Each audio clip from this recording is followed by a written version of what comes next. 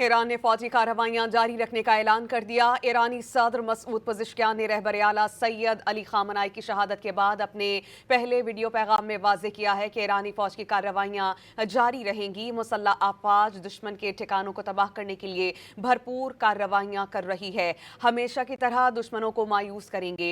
सदर मसूद पज़ेश्कियान ने कहा कि अमरीका और इसराइल जान लें कि उन्हें जिल्लत के सिवा कुछ हासिल नहीं होगा। मसूद पज़ेश्कियान ने कहा कि हमारा वतन और कौम आज अजीम शहीद की रहलत पर सोगवार है। ईरानी कौम मिलकर दुश्मनों के मज़मूम अज़ाइम को खाक में मिलाएगी।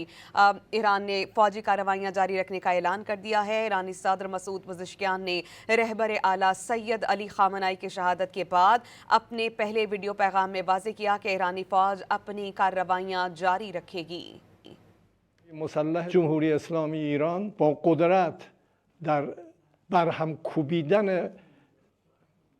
پایگاه‌های دشمنان در اقدامند و اقدام خواهند کرد و دشمنان رو مثل همیشه ناامید خواهند نمود و آمریکا و اسرائیل باید بدانند که جز سرافکندگی برای اینها هیچ ارمغانی نخواهد داشت و ملت عزیز ما که امروز سوگوار در گذشت این شهید بزرگوار هستند با حضورشون و با در میدان بودنشون در مساجد و در خیابانها نقشه های شوم دشمنان رو باید دست به دست هم بدیم و نقشه برآب بکنیم و بر اساس اصل 111 قانون اساسی امروز شورای موقت رهبری کار خودش رو شروع کرده و به حول قوه خدا با قدرت مسیر امام رو و مسیر رهبر عزیز رو و مسیر تمام حق طلبان دنیا رو با قدرت ادامه خواهد.